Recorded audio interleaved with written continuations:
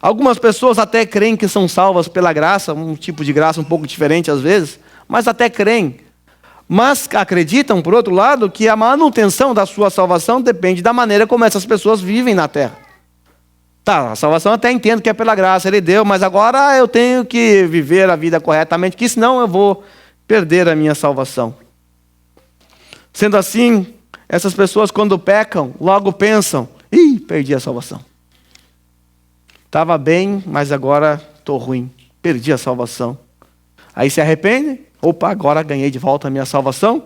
Depois perde de novo, recebe, perdeu, recebeu. E vive a vida assim. Meus irmãos, isso é doutrina humana, não bíblica. A Bíblia nos mostra que a salvação do homem é somente pela graça e a manutenção dela também.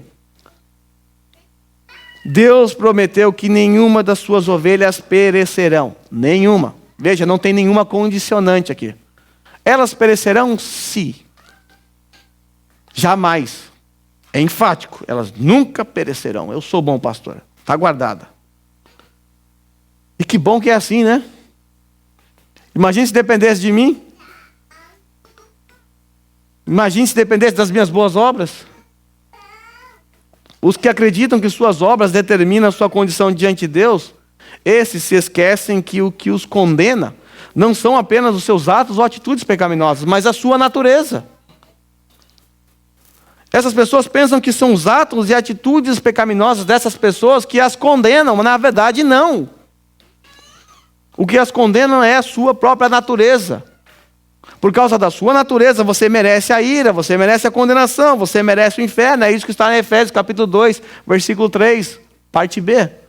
Somos por natureza merecedores da ira de Deus. E os nossos atos e atitudes pecaminosas é apenas um reflexo dessa natureza. Então se Jesus falasse para você assim, ok, está aqui a salvação, você ganhou, a partir de agora é contigo. Acabou, você perderia na hora. Porque você tem uma natureza caída. Essa natureza caída, ela é inimiga de Deus. Então, se depender das suas boas obras, você vai perder a salvação toda hora. Não vai ter um minuto da sua vida que você vai ter ganho algo.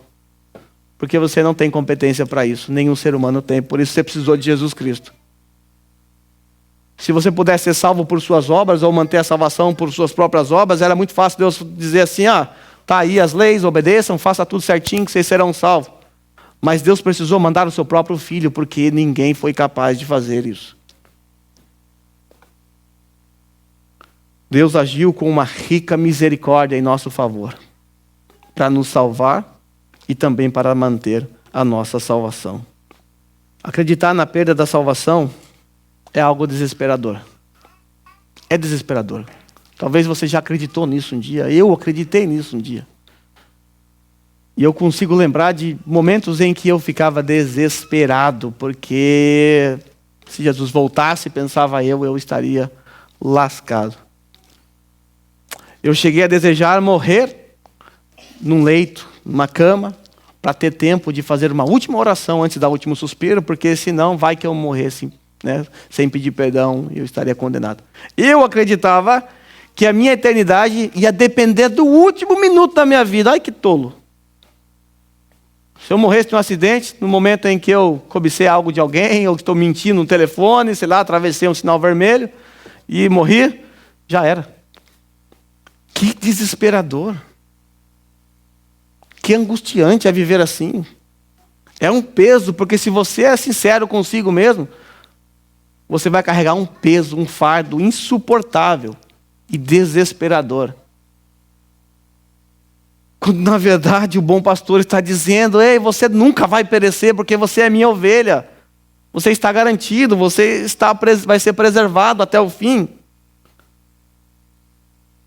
O fato é que nós, quando caímos, quando pecamos, quando falhamos, nós nunca deixamos de ser filhos de Deus. Não há um momento em que nós deixamos de ser filhos de Deus. Quando o seu filho te desobedece, você sim se entristece com ele. Você o corrige, mas você nunca deixa de amá-lo como seu filho. Por que com Deus seria diferente? Porque se eu perco a salvação, significa que naquele momento em que eu perdi a salvação até eu ganhar de novo, eu não sou mais filho de Deus. E não é assim. O texto que está diante de nós claramente nos assegura que jamais perderemos a nossa salvação. Ele nos deu gratuitamente. E gratuitamente Ele mantém. Embora as ovelhas de Jesus sejam fracas, caem, tropeçam, elas serão salvas. Nosso Senhor não lançará nenhuma delas para fora do seu aprisco. Nenhuma delas. Todas as suas ovelhas serão salvas, porque Ele deu a sua vida por elas.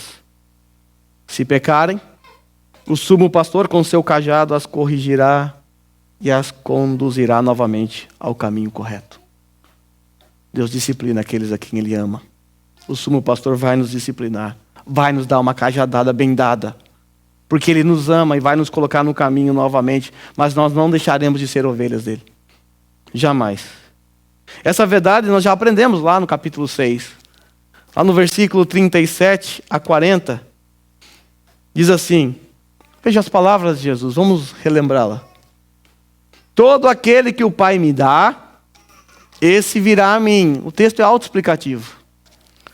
E o que vem a mim, de modo nenhum lançarei fora, porque eu desci do céu não para fazer a minha própria vontade, e sim a vontade daquele que me enviou. A vontade de quem me enviou é esta, que nenhum eu perca de todos os que o Pai me deu. Nenhum.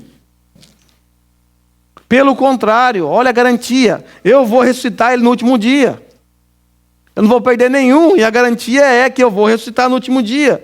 De fato, a vontade de meu Pai é que todo homem que vir o Filho e nele crer, tenha a vida eterna, e eu ressuscitarei no último dia.